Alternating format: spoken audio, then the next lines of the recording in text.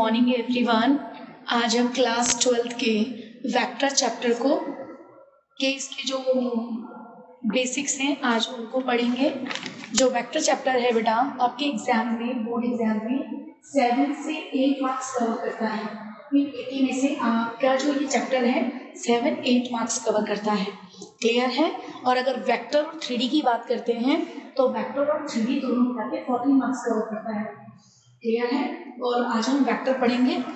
तो आप लोगों को पता ही होगा कि जो वेक्टर होता है वो क्या होता है। वेक्टर में ऐसी क्वांटिटी जिसमें क्या होता है, मैग्नीट्यूड के साथ साथ अगर डायरेक्शन भी होती है तो उसको हम क्या बोलते हैं, वेक्टर क्वांटिटी कहेंगे।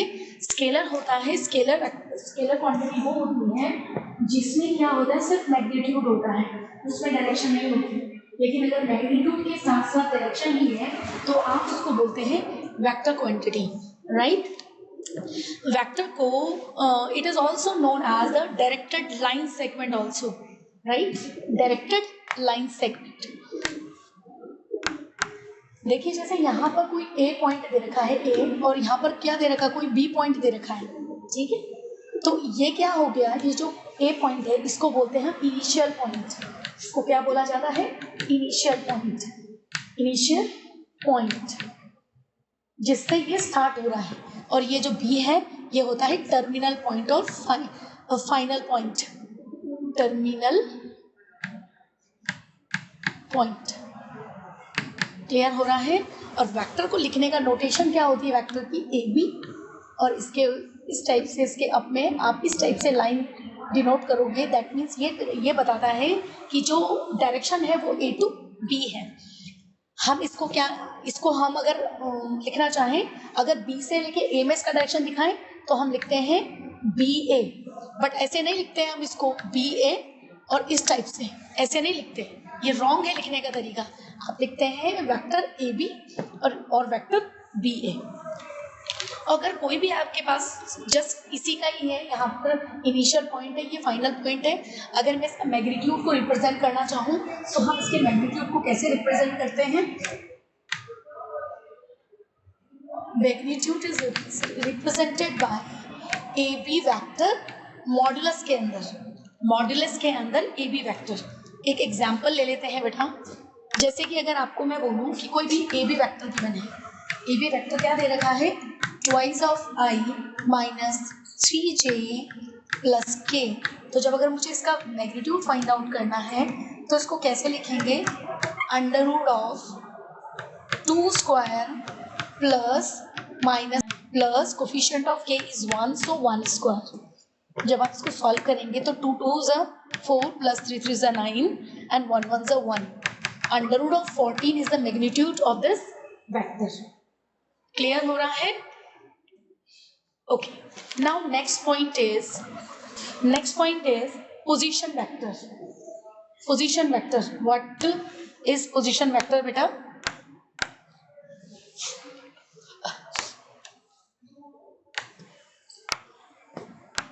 Yes.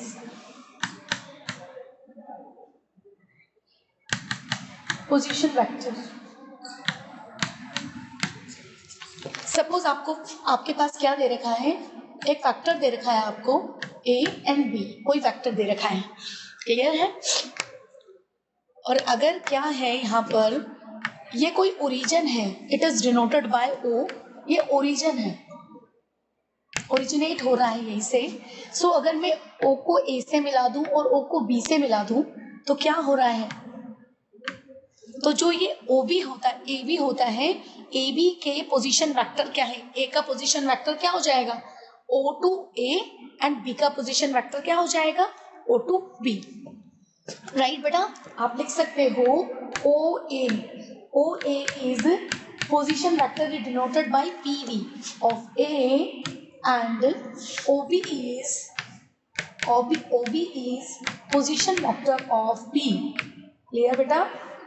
क्लियर? सो आप लिख सकते हैं A B, vector A B is equal to position vector of this, position vector of this is initial point, this is terminal point. So if you find the vector, so the position vector of terminal minus position vector of initial which is A. Clear? कोई भी example ले लेते हैं।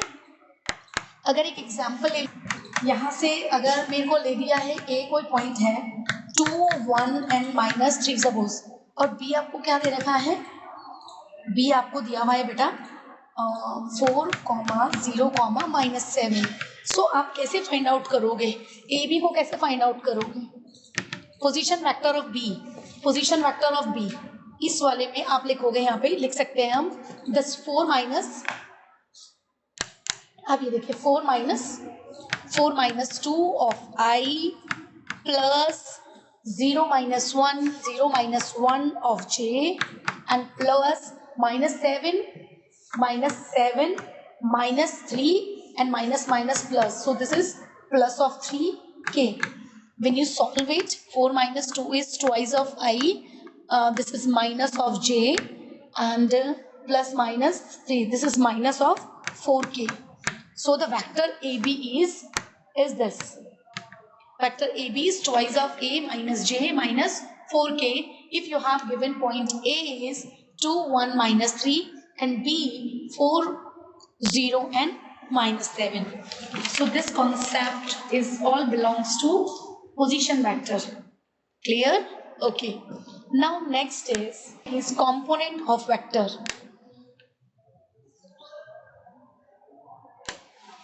Next topic is component vectors. So how to find the component? It's a very important for your 3D also beta. Components of vectors. आपको अच्छे से पता है कोऑर्डिनेट सिस्टम,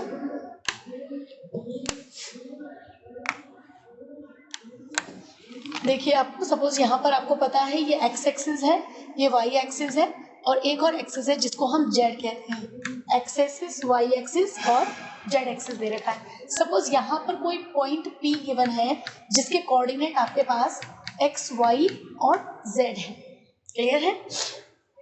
अगर आप एक्स एक्सिस पे परपेंडिकुलर डालते हैं, एक्स एक्सिस पे परपेंडिकुलर डालते हैं आप इस पॉइंट से, तो ये जो डिस्टेंस होता है ये होता है x.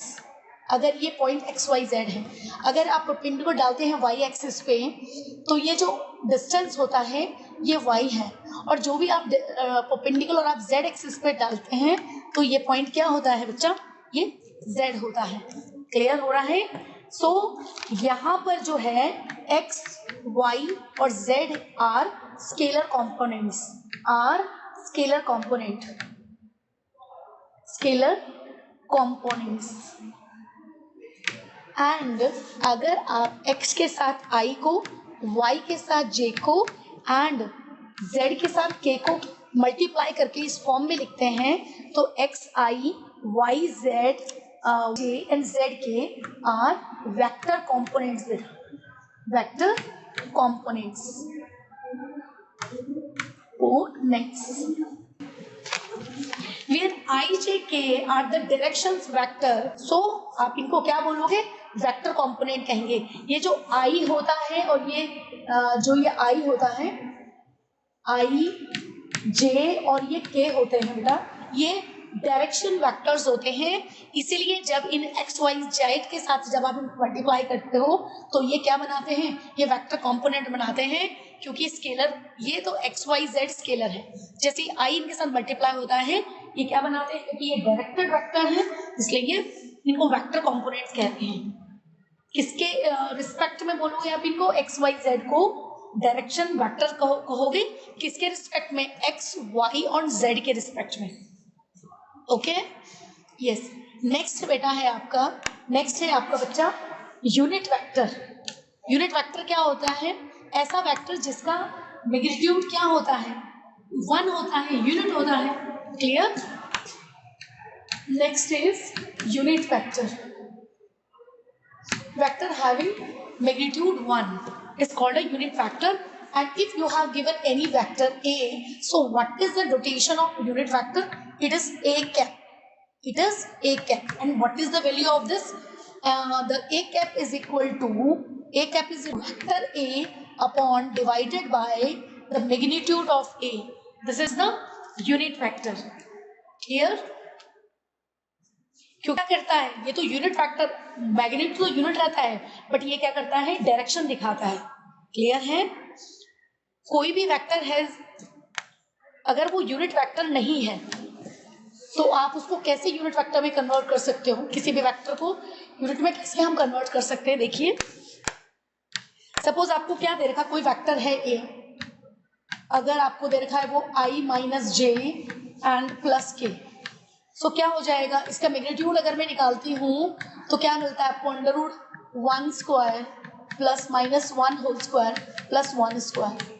It is under root of 1 1 1 under root of 3.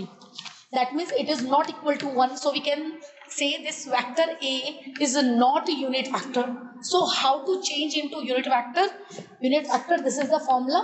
A cap is equal to vector of A upon magnitude of A. So vector A is A minus J minus plus K divided by the magnitude of A, and it is I minus J plus K divided by, this is under root of 3, and when you solve it, this is 1 by under root 3 of I minus 1 by under root 3 of J 1 by under root 3 of K. It is called vector. Now if you have given any vector, you can easily change into unit vector. Okay, yes, and the next topic is direction ratios, direction angles, right? Not ratio. First we discuss about the angles.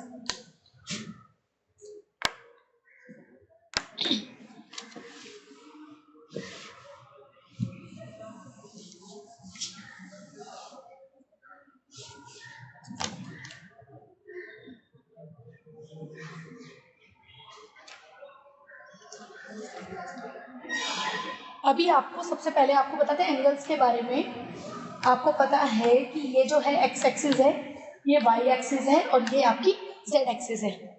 तो यहाँ पर suppose एक point हमने P ले लिया, जो कि इसको आपने क्या कर दिया, एक वेक्टर ले लिया आपने, इसको कोई भी एक वेक्टर है, ये ओरिजिन है, यहाँ पर पी है, कोई भी वेक्टर गिवन है।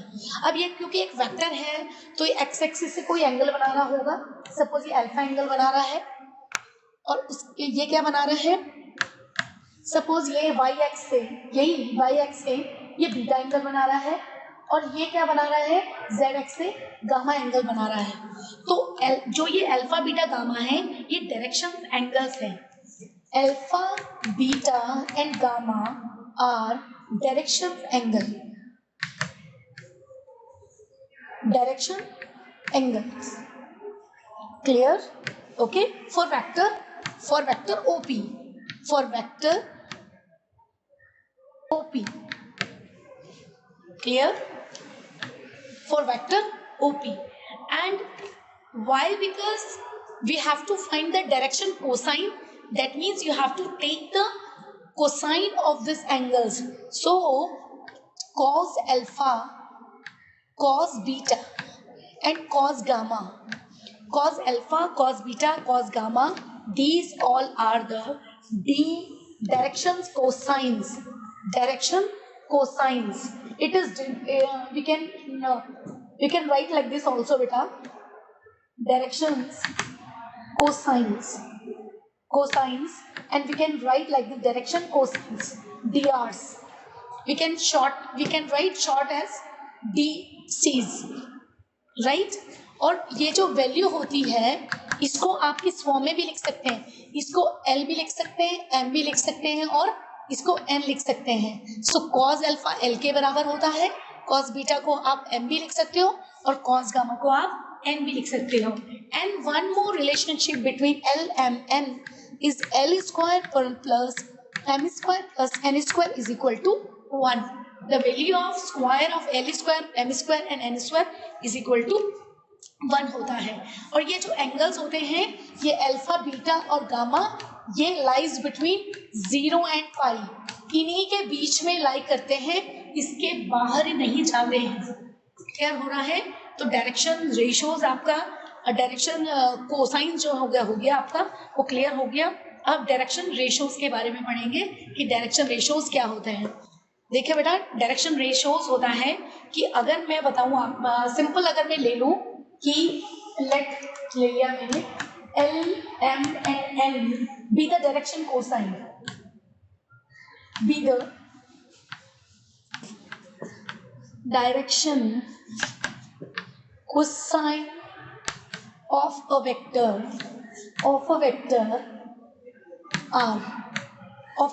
R and A, B, C are the three any numbers, and A, B, C are any three numbers. So L by A is equal to M by B is equal to N by C. The ratio between L, A and M, B and N, C अगर equal हो जाए, इन numbers का अगर आप divide करो L, M, N से, और ये जो रेशियो है ना वो क्या हो जाए, इक्वल हो जाए, तो directions cosines are always unique but DRs are not unique बेटा. That is this, in this situations we call A, B, C as DRs. Okay, इस सिचुएशन में इनको क्या बोलते, DRs, direction ratios. This time A, B, C जो है उनको आप DRs कहते हो. अगर आप ये यूनिक नहीं होते हैं जैसे कि आपके एलिमेंट होते हैं, बिकॉज अगर नेगेटिव नेगेटिव लगा दूं या ट्वाइस कर दूं तो यूनिक नहीं होते. आपने ये ध्यान रखना है कि L by A, M by B और N by C इन तीनों का रेशियो अगर सेम आ रहा है तो उस टाइम पे आपका जो A, B, C होगा वो डायरेक्शन रेशियोज कहा जाएगा. क्लियर है? ओके. नेक्स्ट देखिए बेटा, अगर मैं सपोज आपको ऐसे बोल दूं कि कोई वेक्टर गिवन है, जैसे ये R वेक्टर है बेटा, ये AI plus BJ plus CK. अगर सपोज ये कोई वेक्टर गिवन है, आप लोग AI BJ प्लस CK थोड़ा ठीक से लिख लेते हैं. Vector R AI plus BJ plus CK. Clear है? अगर ये जो है वेक्टर, ये आपका अगर यूनिट वेक्टर है, अगर ये पहले आपने चेक करना है, अगर ये यूनिट वेक्टर है तो क्या हो जाएंगे, अगर ये यूनिट वेक्टर है तो जो A और B, C ये क्या हो जाएंगे, डायरेक्शंस कोसाइंस हो जाएंगे. बट अगर ये क्या है, ये नॉन यूनिट वेक्टर है. वेरी वेरी इंपॉर्टेंट पॉइंट बेटा, नॉन यूनिट वेक्टर है अगर ये, तो उस समय कैसे आप कोसाइन फाइंड आउट करते हैं, तो उस समय क्या होता है, जो ये A, B, C होते हैं ये क्या हो जाते हैं, Rs. मैं फिर से बता रही हूँ आपको कि अगर आपके पास कोई वेक्टर है, अगर वो यूनिट वेक्टर है, अगर वो आपका यूनिट वेक्टर है तो ये जो A, B, C है तो ये D डायरेक्शन कोसाइंस कहलाते हैं. लेकिन अगर ये नॉन यूनिट वेक्टर है, यहाँ पर A, B, C आपके क्या कहलाएंगे, उस सिचुएशन में ये DRs कहलाएंगे आपकी. एक एग्जाम्पल से मैं आपको और अच्छे से एक्सप्लेन करूंगी. अगर मैं एक एग्जाम्पल ले लूँ बेटा, देखो यहाँ पे अगर आपके पास कोई एग्जाम्पल ले लिया जाए कि R vector is twice of I minus J plus 5 of K, suppose ये होगा आपके पास. तो अब देखिए यहाँ पे अगर इसका ये चेक करिए, यूनिट वेक्टर है ये, no it's not a unit vector. So क्या हो जाएगा यहाँ पे 2 -1 और 5 ये क्या हो जाएंगे, ये हो जाएंगे DRs. इनको DRs करोगे, उस समय डायरेक्शन कोसाइन नहीं बोलोगे, इनको बोलेंगे DRs कहेंगे. और आपको क्या है, अगर आपके पास DRs हैं तो कैसे आप डायरेक्शन कोसाइन फाइंड आउट करोगे. ठीक है, वेक्टर आपको गिवन ही है और आपको DRs भी गिवन है, मीन आपने निकाल दिए हैं. तो अब अगर हमें वेक्टर निकाल दो, R वेक्टर, इसका मैग्नीट्यूड निकाल दो, तो क्या मिल रहा है आपको, देखिए जरा, 2 स्क्वायर प्लस -1 और प्लस 5 स्क्वायर, तो ये हो जाएगा 4 + 1 + 25, दैट मीन्स इट इज √30. समझ रहे हैं? तो क्या हो जाएगा, डायरेक्शन रेशियोज क्या हो जाएंगे बेटा, इसके डायरेक्शन रेशियोज तो यही है, डायरेक्शन D, ये इसका डायरेक्शन कोसाइंस क्या हो जाएंगे, D सीरीज क्या हो जाएंगे, इसके बच्चा हो जाएंगे 2/√30 -1/√30 एंड 5/√30. क्लियर हो रहा है? ओके, आप इस टाइप से आराम से डीआरस और डीआरस तब निकाल सकते हैं जब यूनिट वेक्टर मीन आपकी जो अगर कोई इस टाइप से वेक्टर गिवन है, अगर वो यूनिट वेक्टर है तो उसके जो कंपोनेंट्स होते हैं वो आपके क्या हो जाएंगे, डायरेक्शन कोसाइन हो जाएंगे, और अगर वो नॉन यूनिट वेक्टर है तो वो डीआरस हो जाएंगे। और आपको पता है कि डीआरस की हेल्प से आप direction cosines easily find out कर सकते हैं।